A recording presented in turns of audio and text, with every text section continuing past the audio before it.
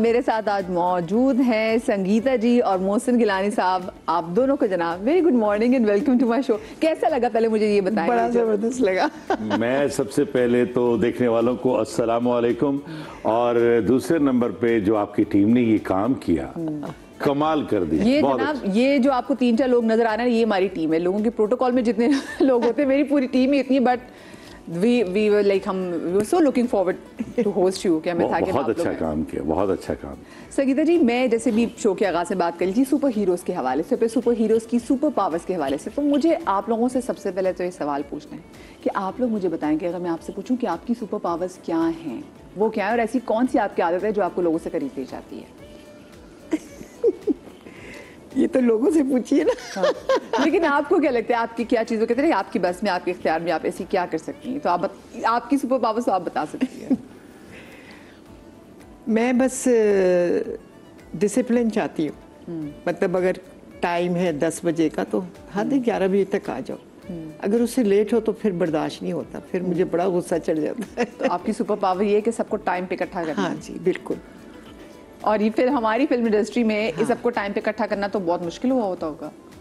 नहीं, वो सब आ जाते थे मेरी वजह से, इनको पता था ये गुस्सा हो जाएंगी।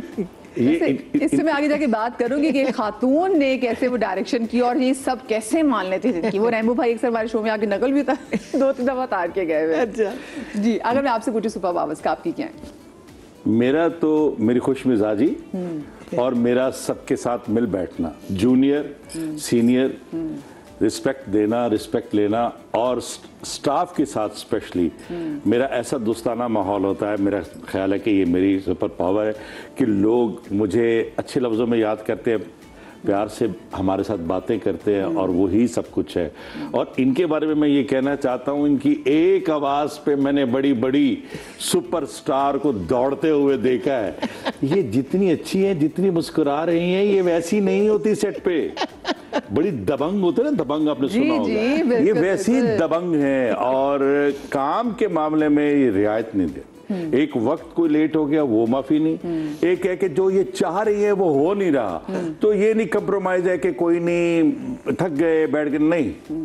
मैं एक वाकया बताना चाहता हूँ। हम 2 बूंद पानी कर रहे थे और जून का मौसम था, और बहावलपुर के एक ऐसे इलाके में जहाँ पे मेरा ख्याल है दर्जा हरारत कोई 50 के करीब होगा। बिल्कुल, तो बहुत गर्मी लगती है। ठीक है। अब मैं तो मुखिया जो था वो तो तख्तपोश पे बैठा हुआ था, नीचे चादर भी थी, मैं उस पे तंग हो रहा था।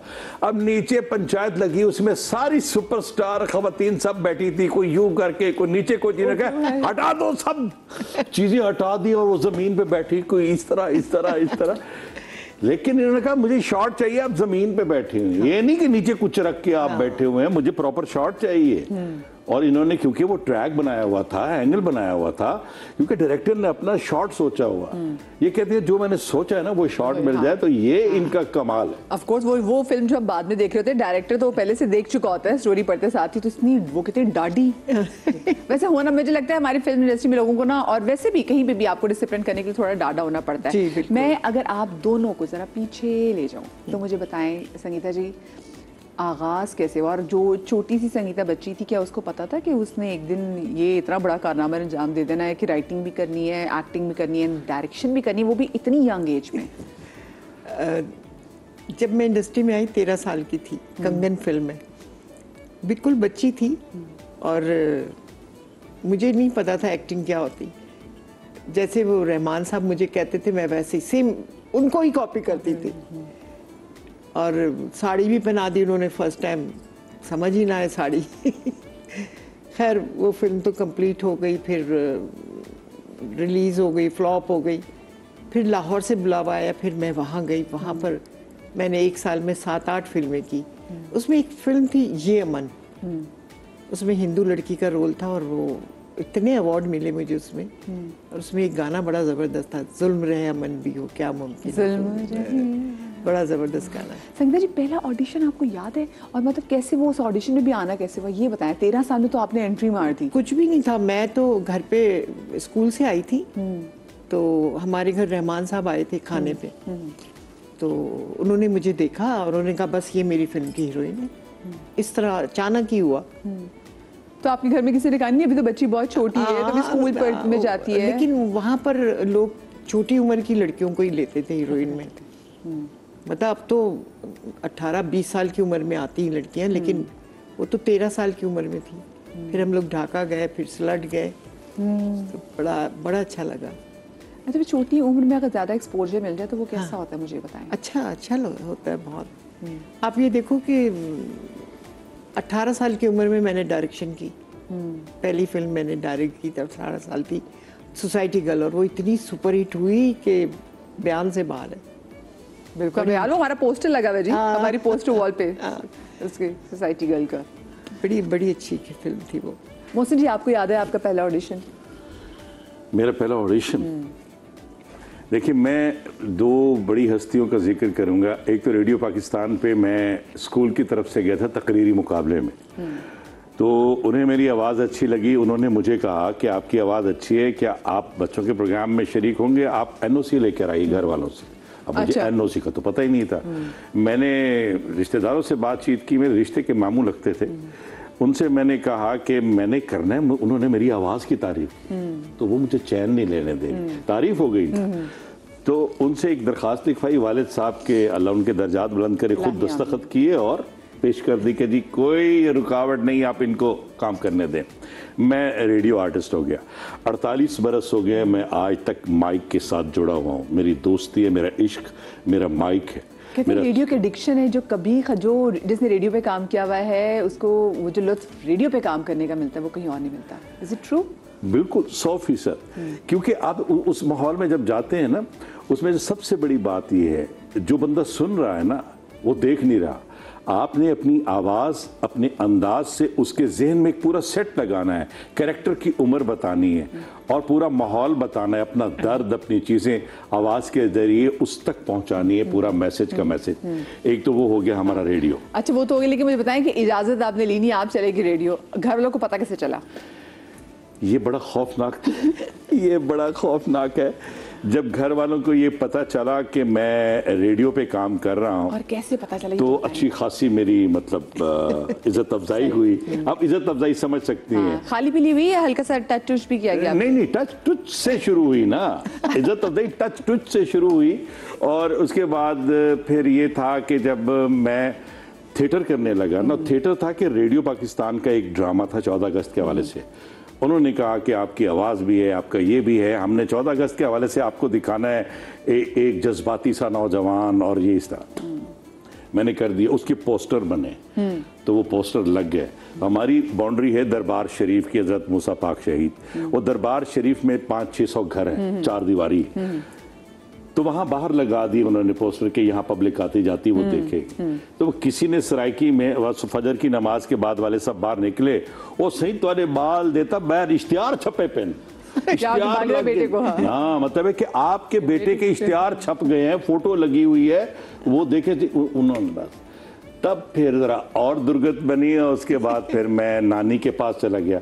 10 साल आप गए थे, आपको निकाला गया था बाइज्जत तरीके तो मैं नानी के यहाँ चला गया और नानी के पास मैं रहा। नानी ने मुझे बहुत सपोर्ट किया, अल्लाह उनके दर्जात बुलंद करे। क्योंकि ये मैं कहता हूँ आज के दौर में खुश नसीब हैं वो लोग जिनको नानियाँ और दादियों का प्यार मिलता है।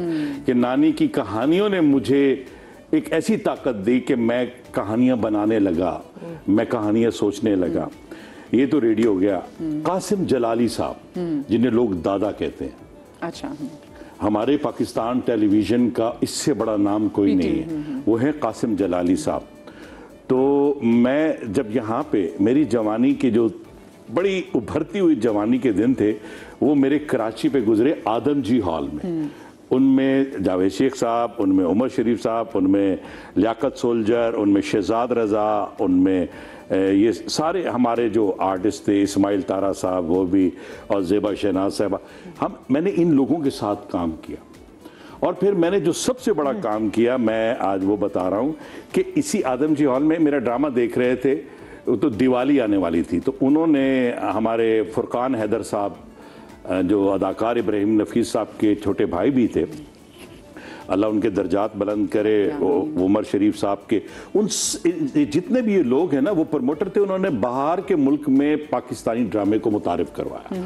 तो उन्होंने उनके पास आए, उन्होंने कहा कि क्या ये सैयद साहब हमारे राम का कैरेक्टर कर सकते हैं? उन्होंने कहा आप उनसे पूछ लें, मुझे लगता नहीं कि वो करें, लेकिन आप कह लें। तो वो मुझे उन्होंने कहा कि जी हमने राम का किरदार करना है, हम आपस में जो हमारी हिंदू बिरादरी है उसमें हमारे आर्टिस्ट हैं, हम वो ड्रामा करते हैं। तो हमने ड्रामा देखा तो हम कहा अगर ये राम करेंगे तो ज़्यादा अच्छा होगा। 1984 और सोच लीजिए कि मेरी जवानी का भरपूर एक टाइम था। तो मैंने कहा कि मैं कर नहीं सकूंगा, मैं हिंदी लफ्ज़ नहीं बोल सकूंगा। तो एक फिल्म के एक्टर थे अंकल राशिद साहब, मुझे याद है उन्होंने कहा मैं आपको तैयार करवा दूंगा। और जब मैं राम बन के स्टेज पे आया तो उमर शरीफ साहब, मोहम्मद अली शेखी साहब, ये सारे, उस वक्त हाशु हाल की ओपनिंग थी, तो भरपूर था। और उनके जितने भी मतलब हाई क्लास के लोग थे, वज़ीर थे, हर मज़हब के लोग आए हुए थे उस तकरीब में। दिवाली का मौका था, हमारे पाकिस्तानी लोग भी थे। बस फिर राम राम हो गया। तो बस ऐसा ही चलता। लेकिन मैं देख रही हूँ हर्फ बा हर्फ आपको सब चीजें वो याद है। जैसे आप बता रहे थे, मुझे लग रहा था कि आपके सामने सारा मंजर आ गया था और आप वन बाय वन। जी बिल्कुल, इसलिए कि मैं वो जिंदगी भर हर चीज भूल सकता हूँ। एक ये नहीं भूल सकता कि इंटरवल में बहुत सी लड़कियों के चीखों पुकार थी क्या है कि हमने राम को छूना है, एक बात। और दूसरी नहीं भूल सकता कि उमर अपना मुइन अख्तर भाई ने मेरे बारे में ये कहा था कि अब तो सचमुच ये लग रहा था कि कोई राम हमारे सामने है। ये मेरे लिए ये एजाज की बातें थी। फिर मैं तब से कराची से जुड़ा। फिर कासिम जलाली साहब, पीछे से आपने कहा मैं मुल्तान से हैं, मैं मुल्तान शरीफ से हूँ। तो फिर मैं जुड़ गया कराची के थिएटर से, टीवी से नहीं, थिएटर से। फिर कासिम जलाली साहब आए लाहौर। तो जब लाहौर आए तो मैं वहाँ मुल्तान से ऑडिशन देने लाहौर गया। तो उस ऑडिशन में कासिम जलाली साहब ने मुझे कहा कि बस आपने करना है काम। अच्छा, इतनी यंग एज से आप दोनों काम करें, मुझे बता रहे हैं जब इतनी यंग एज में इतना एक्सपोजर मिल जाए, लोग आपके फैन हैं, आप लोग जा रहे लोग आपको पसंद कर रहे हैं, तो डज इट हिट यू है, वो दिमाग को जाती है वो सब चीज़ें, वो शोहरत इतनी जल्दी जो मिल जाती है? क्योंकि ऑफ कोर्स छोटे थे आप, तो बहुत छोटी थी आप। वो कहते हैं, मुझे अम्मा अब्बा की जुबान में कहते हैं दिमाग खराब हुआ था आपका? नहीं, बिल्कुल भी नहीं। ग्राउंडेड कौन रखता था, मुझे बताएं आपको?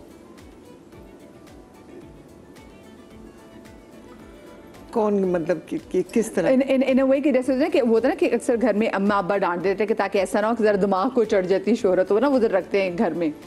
मैं तो बहुत ही डरती थी अम्मी से, बहुत गुस्से वाली थी, सेट पे मार भी देती थी। ना करें, सच्ची। मुझे हीरोइन पिट रही। उस वक्त की माएँ जो थी ना, सचमुच की माएँ थी। वो ये थोड़ी है कि ये हीरोइन है। नहीं नहीं। बल्कि मैं डायरेक्टर बन गई थी तब मुझे मारा था उन्होंने। मुझे पता, आपका फिल्मी नाम संगीता था या आपका असल नाम भी संगीता है? नहीं नहीं, मेरा परवीन रिजवी, सैयदा परवीन रिजवी। सैयदा परवीन रिजवी। एक बात कहना चाहता हूँ, रिजवी, नकवी और गिलानी, क्या ट्रेल डाली आप लोगों ने। सुबहान अल्लाह, सुबहान अल्लाह, क्या बात है। मैंने कहा था कि इस शो में मैं बताऊंगा। इनकी प्रोडक्शन थी बहुत जबरदस्त इन फिल्मों की, PNR। परवीन, नसरीन, रिजवी। रजा मेरे छोटे भाई का था। और नसरीन? नसरीन कविता। मुझे बताएं, कविता जी के बारे में भी हम अक्सर पूछना चाहते हैं कि कविता जी किधर गई? कविता जी फैशन आइकॉन, अभी भी हम इनकी तस्वीरें देखें तो हम कहते हैं कि ऐसी हीरोइन नहीं आई पाकिस्तान में। वो दुबई में रहती है। वो दुबई में रहती है, उनका अब कोई प्लान नहीं है, उन्होंने इंडस्ट्री छोड़ दी? बिल्कुल, टोटली। क्यों छोड़ दी वैसे उन्होंने इंडस्ट्री में? बस अब तो 5 वक्त की नमाजी है बस। माशाल्लाह माशाल्लाह। अच्छा, मुझे बताएं कि क्या आपको वैसे आइडिया था कि आपकी छोटी बहन भी इंडस्ट्री में आके से काम करेंगी? उसको तो बचपन से ही शौक था, मुझे देख के ना, बचपन से ही शौक था उसको। सोसाइटी गर्ल में मेरी छोटी बहन ही बनी हुई थी और लोगों ने बड़ा पसंद किया था उसको उस फिल्म में। उसका गाना बड़ा ज़बरदस्त था, अंदाज वही अपनाया है, तेरे दिल को पसंद जो आ जाए। संगीता जी, आप इसमें थी इस ओपिनियन की कि हाँ मेरी छोटी बहन को भी आना चाहिए, या फिर आपको था कि नहीं तुम नहीं आओगी? नहीं, था, मैंने कहा आ जाए। और कविता साहबा ने स्क्रीन पे जितना काम किया ना, लाजवाब किया, बहुत ही खूबसूरत। और कुदरती बात है कि मैं ये ज़रूर कहूँगा कि उनकी आँखें जो थी ना, वो बकायदा शायर का जो गीत होता था या जो कोई ऐसी चीज होती थी तो वो लगता था कि इनके लिए लिखा गया है। और मासूम चेहरा उस वक्त फिल्म की लड़की का मासूम चेहरा होना भी बड़ी बात होती। जी जी, और उनका ना बहुत डिफरेंट चेहरा था।